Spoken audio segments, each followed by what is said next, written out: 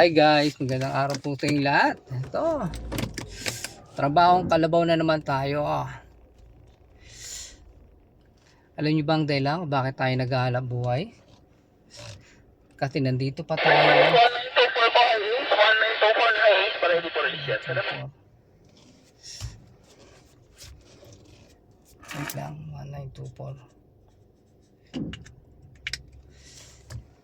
Alam niyo bang dahilan kung bakit tayo naghahanap buhay? Sapagkat tayo ay nasa mundong ibabaw pa. Sabihin, nangangailangan pa tayo ng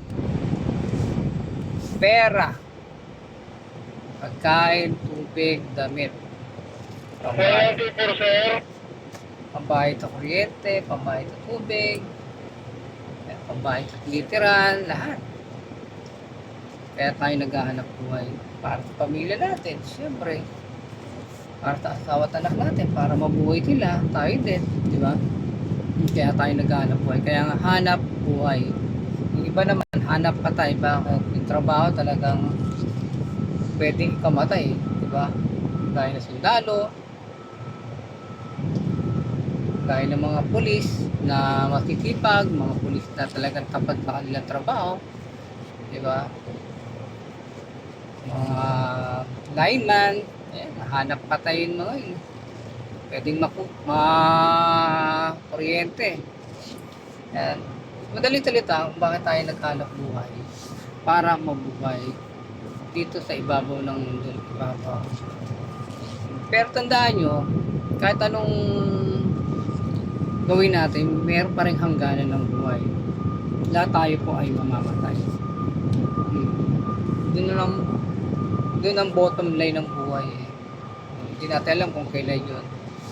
Diba? Pwedeng bukas, pwedeng mamaya, pwedeng pagtanda natin, magkasakit tayo, mamamatay tayo. Kahit anong dami ng pera mo, kahit ano kayaman, kahit higitan mo pa si Elon Musk, yung may-ari ng ano ba yan? Mamahaling sasakyan, Tesla. Siya yung kauna-una ang taong nagkaroon ng $1 trillion. Diba? Kung itatimes natin dito sa peso ay 60 trillion sa peso naman yun.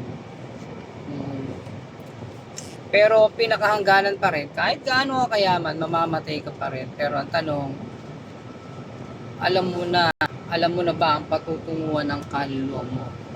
Diba? Katawang lupa natin babalik kalabo.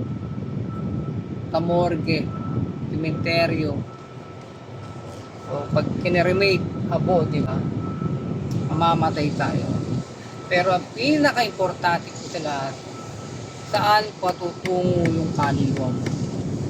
Dalawang lugar lamang po ang patutunguhan ng kaluluwa natin.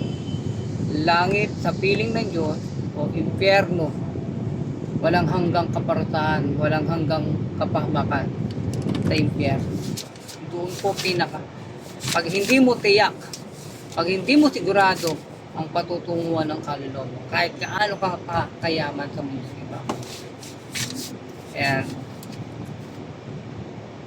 Pero alam niyo yung pinakamaganda, yung mayaman ka na, gaya nila Henry C. Sila Henry C po ay, pamilya ni Henry C ay kumilala sa Diyos yan mga yan eh. Tumanggap kay Jesus yun mga yun eh. Manny Pacquiao, mayaman niya pero kumikilala sa Diyos, diba? Ayun ang maganda, mayaman ka na, kumikilala ka pa sa Diyos, ligtas ka pa, diba? Oo, maaring mayaman ka nga dito sa mundong ibabaw, nagpasasa ka ng kayamanan dito, lahat nasa iyo, marami kang pera, maganda mga sasakyan mo, ganda ang mga alas mo, ganda ng relo mo, ganda ng bahay mo, ang laki ng area mo, pero bottom line, pag hindi ka ligtas, you are going to hell.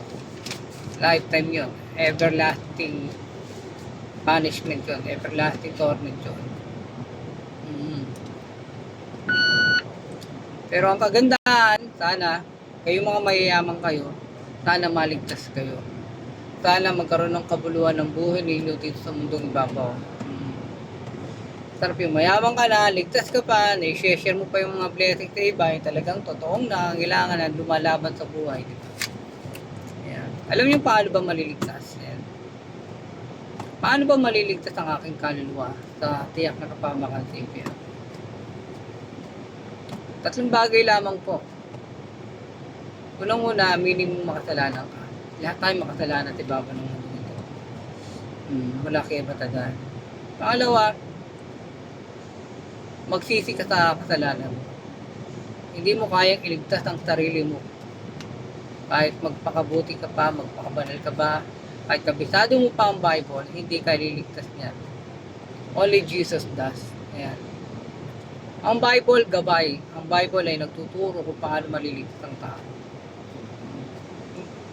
Pangatlo, sampalatayanan mo at tanggapin si Jesus sa puso mo bilang personal mong Panginoong Diyos at tagapagligtas. Pag ginawa mo yon at nilagay mo sa isip mo, sa puso mo, Jesus lamang ang mapagligtas sa akin, tinatanggap mo siya ng buong puso. Sabi ng Bible, magkakamit ka ng buhay na walang hanggan through Jesus Christ lamang. Ang pinaka makabuluhang buhay sa mundong ibabaw, kapag ligtas ka at kilala mo si Kristo sa buhay mo. Salamat po, God bless.